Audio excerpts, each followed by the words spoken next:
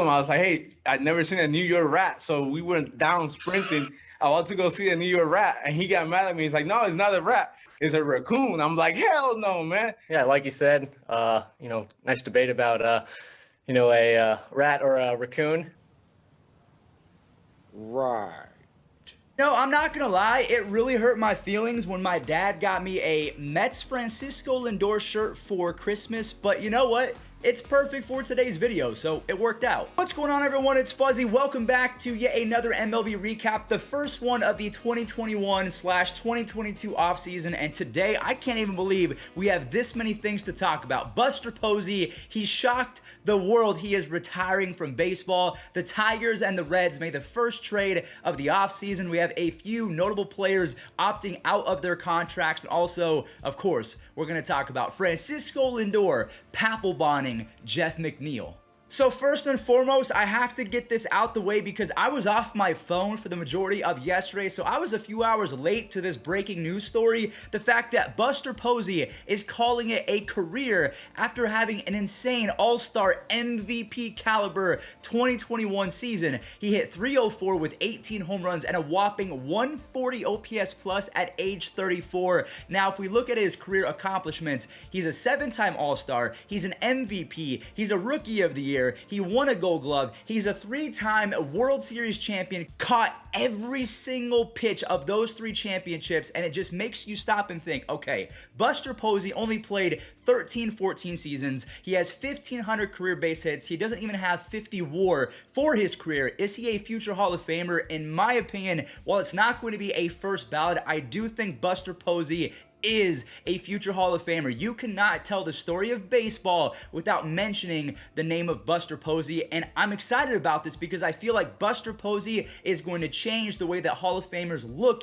at players. In my opinion, I feel like it would be so much better instead of looking at a threshold of you need 450 home runs or 3,000 base hits, we start looking at the peaks of a career. How good were you over the stretch of 10 seasons? And I think that is way more important than someone like Omar Vizquel playing 72 years and almost getting 3,000 hits because of that. I just don't really understand why Buster is choosing to quit now and bow out at the age of, I think, 34 years old, considering how good and how fresh he looked this season. Now, he did say he wanted to stay home and be with his wife and 4 kids, so I completely respect that. And also, this means that it is officially Joey Bart season. Joey Bart, one of the top prospects in all of baseball. By no means do I think that he is Buster Posey 2.0, but I think he's going to be solid, and I almost cried yesterday because, honestly, Buster Posey is one of my favorite players in baseball, and it just reaffirms the fact that I am no longer a kid watching Buster Posey in his prime or Ichiro in his prime. We're getting old, and it's happening fast.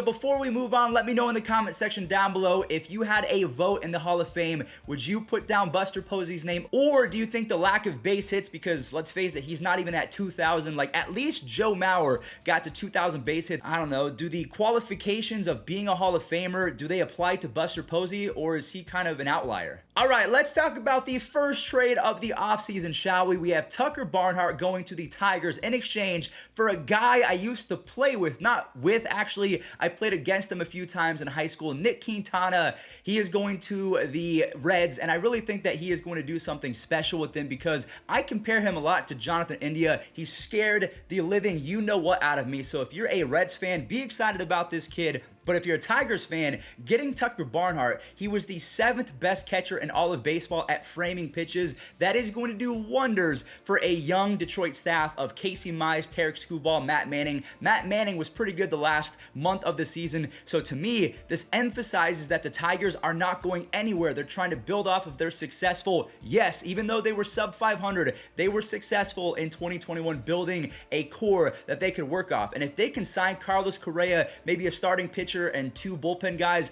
I really think that they're going to be a second, maybe even first place team in the Central in 2021. So there we go. Tucker Barnhart for Nick Quintana. I promise you, I don't know everyone in Major League Baseball, but I have quite a few friends in there. Let's go ahead and talk about a few new free agents that have hit the market because they opted out of their contracts. They declined player options. Nick Castellanos, an MVP caliber player just a season ago when he hit basically .310 with 34 home runs and a 136 OPS plus. And if you go back to 2016, his last 5 seasons combined, he has a 122 OPS plus, so one of the better right-handed sticks in all of baseball. He declined the option. He is up for grabs. Honestly, I would love to see him go to a contender. That would be so much fun. Yusei Kikuchi, this dude has some balls to opt out of his contract because he was going to get $13 million, and yeah, he was an all-star, but he had a 4.41 ERA and a 4.61 FIP. Now, a lot of people think that Yusei is going to be better going forward, but those numbers are not even really average. They're not otherworldly by any means, so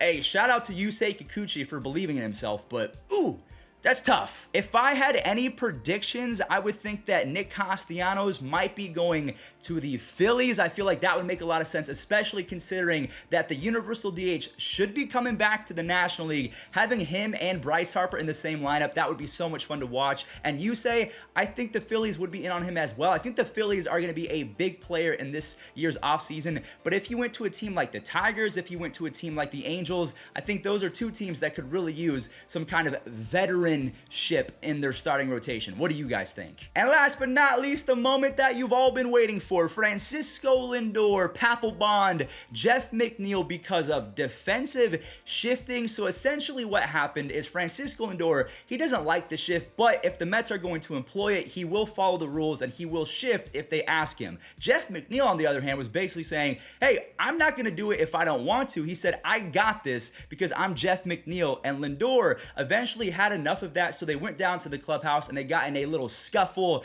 And again, Francisco Lindor grabbed him by the old, he got Papelbon, to say the least. You know, I think there's a lot of skepticism over the fact that Francisco comes in here and says this whole thing was over a rat and a raccoon. Are you willing to say that this whole thing was over a rat and a raccoon, or was there? I don't know. I don't know what it was about. When I got down there to the tunnel, and then the only thing I can recall is Francisco telling me that we're playing baseball.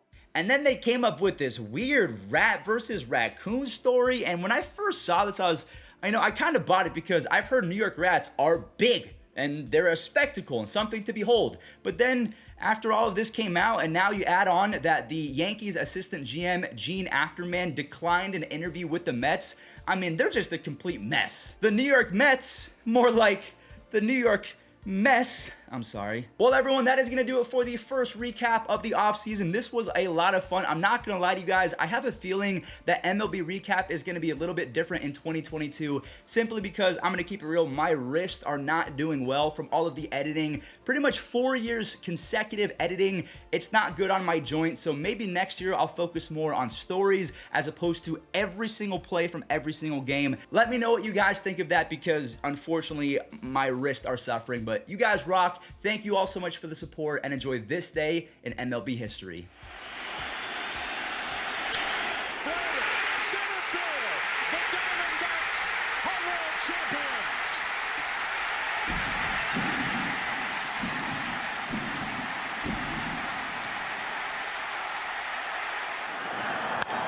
To the second baseman, Cano. The Yankees are back on top. World champions for the 27th time.